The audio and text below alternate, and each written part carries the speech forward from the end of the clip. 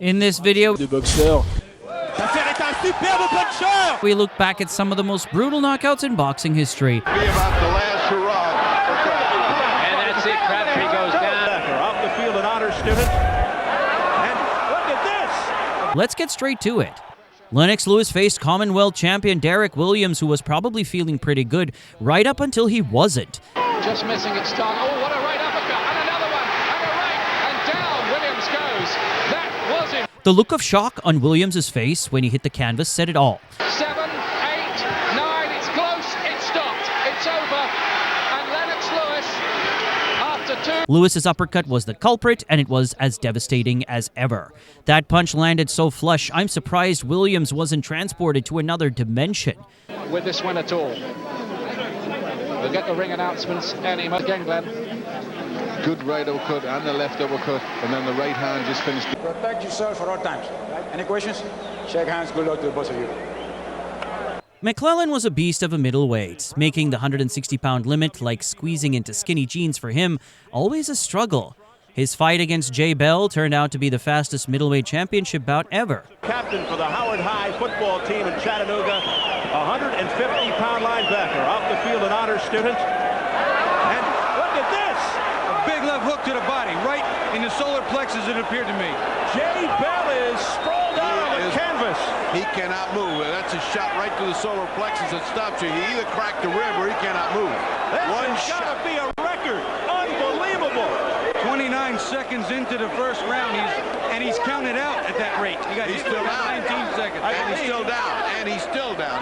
And this should be a new world record as Gerald McClellan puts Jay Bell on the canvas. We'll get the official word momentarily, just seconds into the opening round. Well, I'd like to see that in a replay because it's got to be right on the button. He just mouthed and he said that was a great body shot.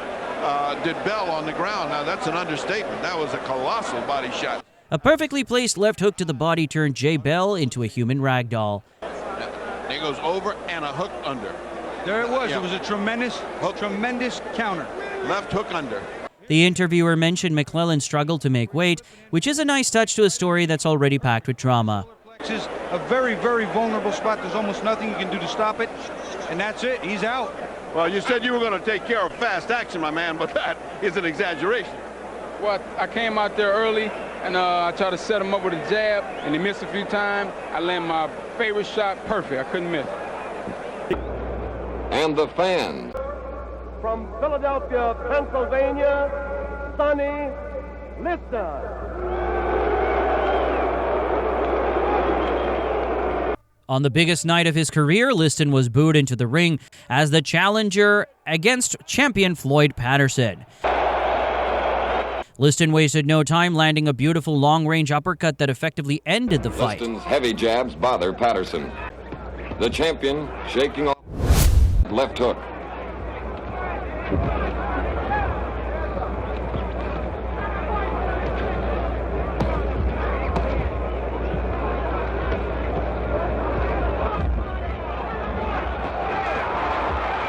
A left to grazing right and a solid left to the cheekbone. Drop the champion.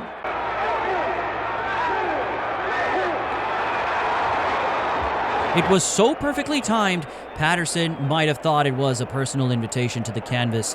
Patterson never recovered and was clubbed to the canvas. It was yet another first-round blowout for Liston, and he was now seen as the best heavyweight of all time. At this point, Liston's nickname might as well have been the one-round wonder. Différence d'efficacité, différence de frappe chez les deux boxeurs. Tafer est un superbe puncher. KO extraordinaire dans le deuxième round.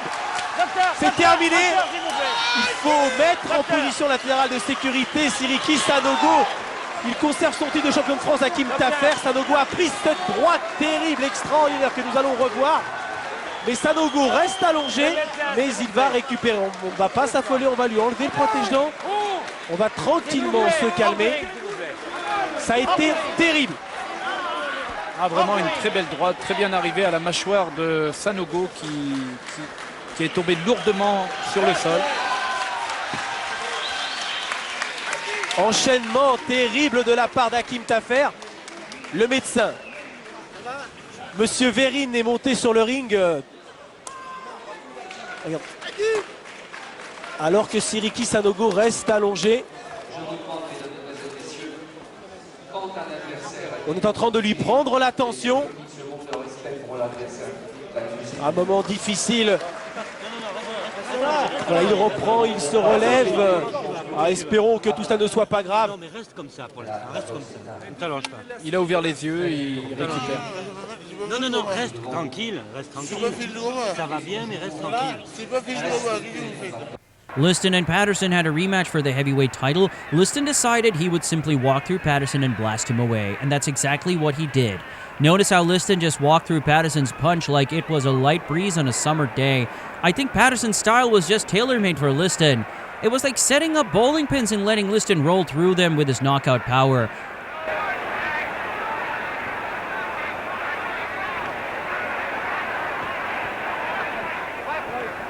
Liston didn't have to go looking for Patterson, and his superior firepower was far too lethal for Patterson to withstand.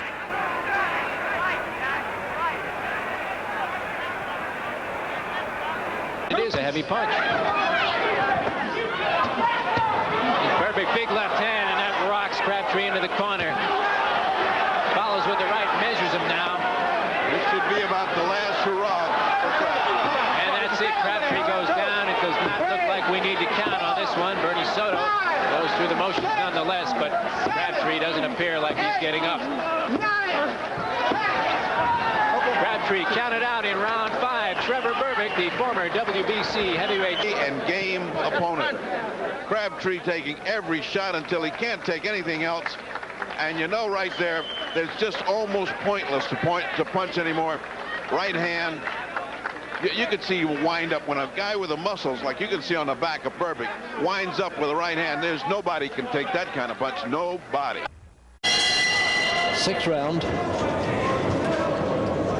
No knockdowns, but a very hard-fought contest. Derek Ranger in black, though, clearly ahead. Oh, there it is. And he's taken some stick earlier on, but that's the first knockdown. Derek Ranger showed us how it's done with a perfect counter right-left combo that sent Trevor to dreamland. A little bit of compassion there by the referees. I think you've taken enough, son. You can't win at this stage anyway. Now, as we watch the replay, keep an eye on Trevor's head. It's so far past his lead foot, you'd think he was trying to peek around a corner. When you overextend like that, you're practically saying, hey, want a free shot? And Granger, he's not one to turn down a good offer. Just as you say, he throws 3 body punches. And it goes up. So down goes Ricks on the right hand following the combination. That is all. So the question I asked you about who would go down, and then it's Delgado who lands the blows. The important thing. Here's a good left hook and a big right. Oh, well, that's big a shot. Perfect 1-2 combination for a fight that didn't have any style or textbook look to it. Rick started moving a little bit this round, and he gave Delgado a lot of room, and he reached him with a long left hook and stung him, and then followed it with a right hand. It's going to come up here. You're going to see a long looping hook. Boom. And then the right hand follows it. Bang. Both good shots. Both good punches. Out of nowhere, Delgado sends Ricks to the canvas in the 6th. The doctors are in the ring making sure that... The Prince had a unification fight next, this time with American champion Tom Johnson. Johnson's legs looked wobbly after any clean punch landed, and the Prince knew it, like a shark that smells blood in the water. From Johnson. This man has never authentically been stopped, and again they wrestle each other to the floor. There is no knockdown. By the 7th round, Johnson's legs were practically jelly, and I thought he was out on his feet. Oh, here we go. Clubbing right, Dennis. Usually when a fighter is this badly hurt, it's only their conditioning and heart keeping them up. 3-punch combination from Naseem. He can be a chilling finisher. He's tottering now. Tom Boom Boom Johnson. This time Naseem is looking for the finish. The writing was on the wall. Notice how powerful Hamed's punches are. Every time he lands clean, Johnson is in huge trouble. Strife. Underneath one of the eyes for Johnson, who's all over the place. We are surely only seconds away here. If Naseem can find another big punch like that,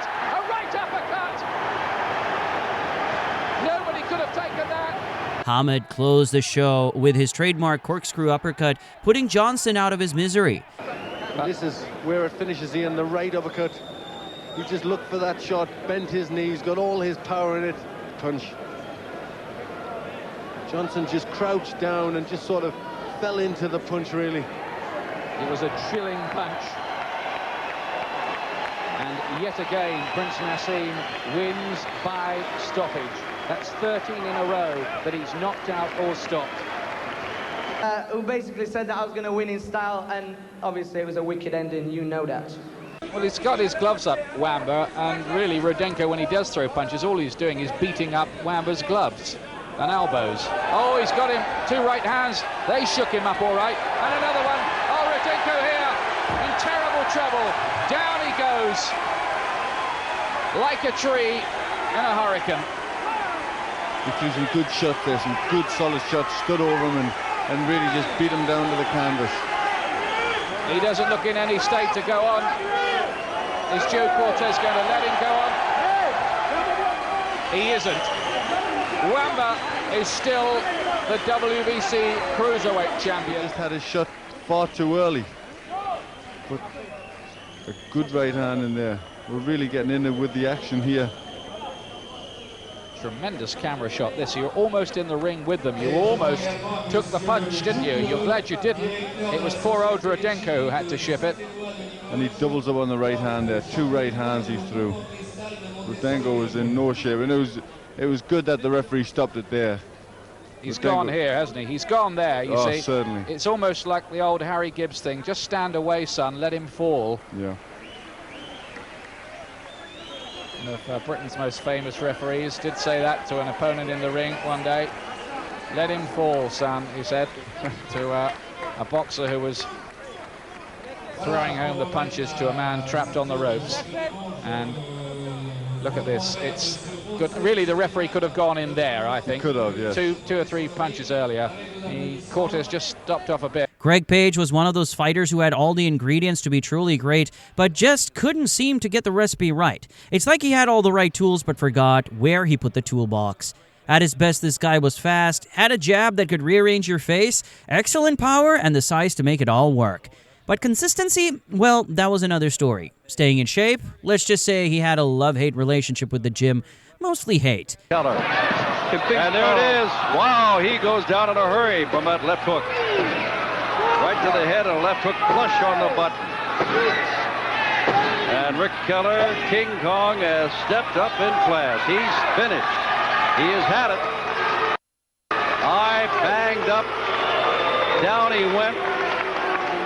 Page scores his 18th knockout in 29 fights. He is 28-1 and still looking for a shot. That left hook landed right on the temple, and Keller's legs just clocked out early like it was a Friday afternoon. A big left hook. I mean, you've got to say that Keller did not take big punches in this fight. Those punches were... Watching this, you can't help but think, man, Greg Page had it all. The speed, the power, the jab, he had all the tools. But sometimes, even with all the right pieces, the puzzle just doesn't come together. Keller has ever felt, because he said he's never been stopped except when he was young and fatigued. He did not last through round 2. Page, as expected, the winner, and easily. Frank Freeman is in the ring. Number 1 contender Angel Hernandez was heavily booed as Chavez defended his title in his hometown. Julio Cesar Chavez. At this point, Chavez was still considered the pound-for-pound best in boxing. Chavez is simply the greatest fighter fighting today. You get close to Chavez, blood is going to start to flow. Oh, good punch. A punishing right by Chavez. I expected Hernandez to put up a better fight, but Chavez didn't take a backward step all night. Chavez back to the attack, knowing he's got his man about ready to go. Now he goes to the body. Ferocious shots. Chavez comes back and says, you do that to me, this is what you get. A straight right by Chavez. Chavez punishes the body when he gets a man in trouble. Well, those are the horns he said he didn't have. He's feeling them on the sides and right on his face. Chavez alternating the attack. Body, head. This is vintage Chavez. Punishing blows by Chavez. This could do it. It's all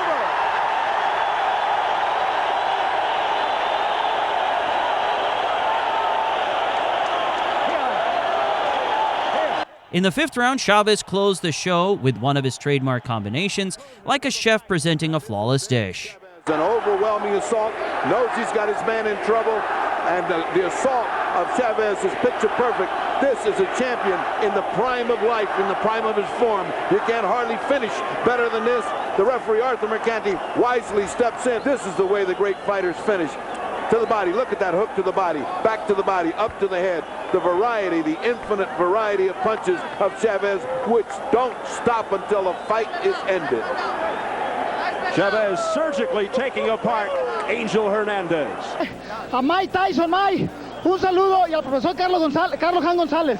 He says at this fight he dedicates to Mike Tyson. He loves him, and he saluted one of the professors that taught him a great deal. Un saludo a todos Estados Unidos y México. We can do it again. 20 seconds remaining now in round number 8. It's a scheduled 10-rounder. Irwin looking for that big opening, and there he throws a left that misses. We'll see if he can do anything here in the last couple of seconds. Closing seconds of the round here on TSN. Round number 8. Irwin throws a left bomb that connects. It looks like it could be Buenas noches, Senor Bayalba. Well, he made a mistake of trying to mix it up with Irwin. First of all, when he had him in the he's not corner getting there. up. He's not getting up. No. No way. He's done. Billy Irwin has knocked him out. We were wondering if the knockout power was there. Make it a dirty dozen for Billy Irwin. Oh, boy, you've got to be concerned if you look at Bialba at this point. He's out. You can see the eyes moving, which is good. No, that's always positive to see the guy move in the corner. Trying to get some coldness there as a damp towel. And right out of nowhere, watch the left hook. Watch the left. Nothing, then boom! There it is. But leverage in it. You notice how he sort of stepped over and ripped him with it. We've seen a lot of upper body. There it is. Holy smoke. Great shoulder turn and boom. Down went Bialba. Oh, jeez. Boy, that was a solid left hook. And boy, does this ever set up a war. May the 2nd in Toronto. If you can't get to the fight, it will be live on Viewer's Choice pay-per-view. David Teta, undefeated Commonwealth champion. Billy Irwin, undefeated Continental champion of the Americas. Toe-to-toe, it will not go the distance, by. Ted Gulick was once considered a very good prospect. Foreman showcased his jab in this fight, having been known to teach the youth this jab during his social work. Long ripping jabs by George Foreman. Gulick was completely out of his depth, like a fish trying to swim upstream during a flood. George has crushing power with both hands. Foreman pouring it on. Once again, notice the powerful left hooks that dropped the opponent. 2 jolting lefts and Ted Gulick goes down. George Foreman goes to a neutral corner as the referee picks up the count. It doesn't look like Ted's going to make it. It's all over. One thing that makes Foreman so devastating is that he has two-handed power. It's like trying to dodge a wrecking ball with a toothpick. Left to the jaw.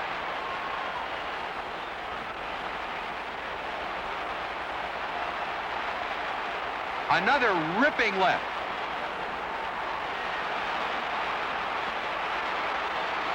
A slight shove and Gulick goes down. George seems very pleased with another impressive performance. Ladies and gentlemen, your attention please.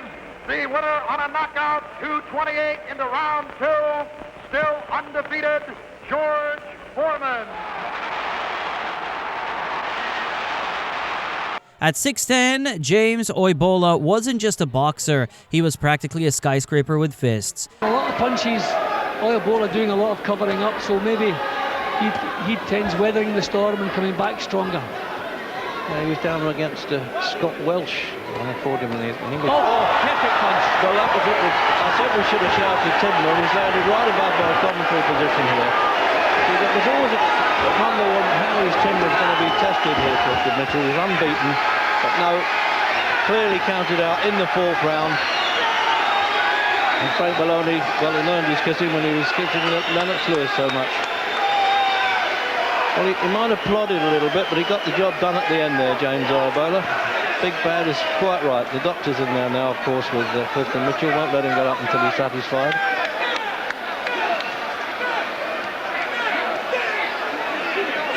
Talking to the crowd. Let's have a look at that. He has to be happy, Reggie. When he landed that right hand on Clifton Mitchell, it was like dropping a piano from the 10th floor. Mitchell was not getting up. The referee could have counted to 100, taken a coffee break, then read War and Peace. It wouldn't have made a difference. Mitchell made the classic mistake of leaning back for a punch, which is like trying to dodge a train, by stepping onto the tracks. Especially risky when you're up against a guy who could reach you from across the street. See it again. See, this is where you want to step back or duck low, but don't lean back. Never lean back like that. Unfortunately, Oibola's story took a dark turn when he was shot by a thug in a nightclub. It's tragic, and it just goes to show, no matter how tall you are, life can still hit below the belt. I won't let him out until they're sure. He seems to be okay now. I can hear him talking. Barkley taking some shots. The left hand of Van Horn finding the range. Oh! Down goes Van Horn! Van Horn is really hurt badly. If he gets hit with one more punch, his fight will be over. If he gets hit with a left hook like that. He's out on Crowd again on its feet. Iran Barkley trying to become the champion. What a story!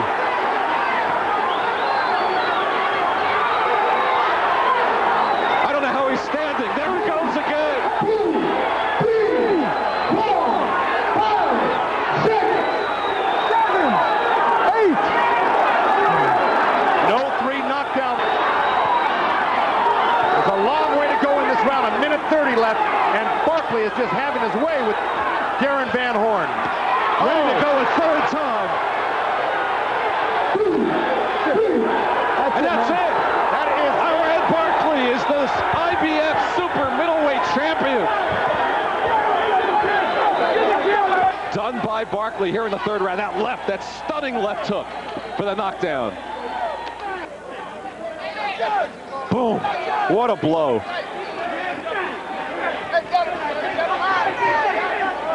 The second knockdown here in the third round.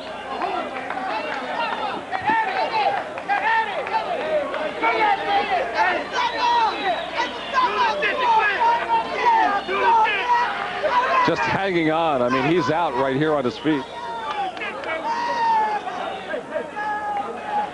Hanging on for dear life. Midway through just the second round. He goes down 3 times. He was not stopped because of the 3 knockdowns. There's a no 3 knockdown rule.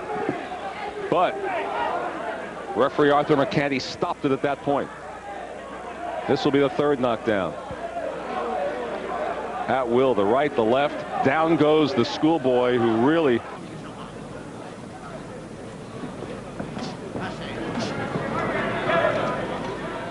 Cable, a nice, neat exponent of the left jab. That's the sort of punch that took the steam out of Nick Wilshire. Oh, I said he wasn't much of a puncher. Oh. Just coming to the end of the first.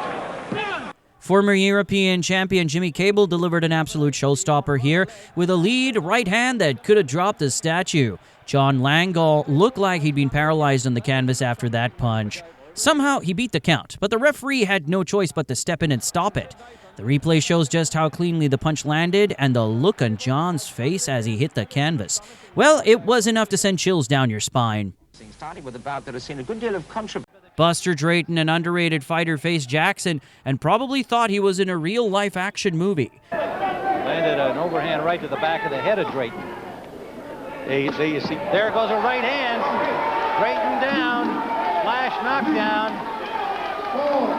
Drayton, it looked to me, Joe, was actually pulling out at the moment he took the punch. Drayton was a bit off balance but kept his cool while blocking Jackson's heavy punches.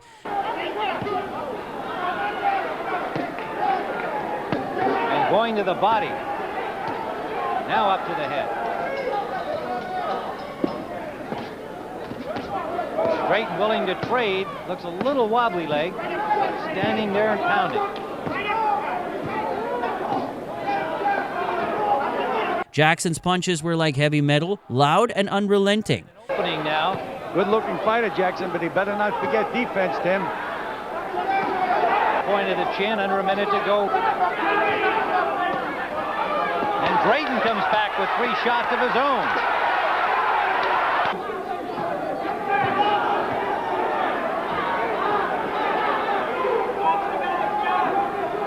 Drayton from Philadelphia.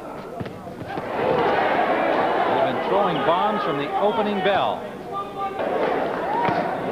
Heavy punch to the body by Jackson, the champion.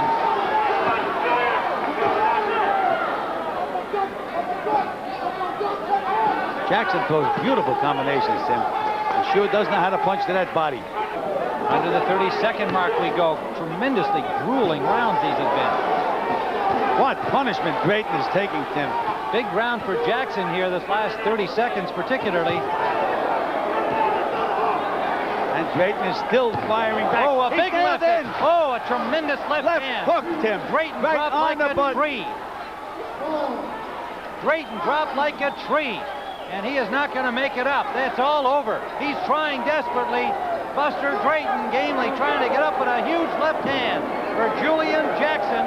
A third-round knockout. Drayton's arms might have been weakened, leaving him vulnerable. A straight, good, solid left hook.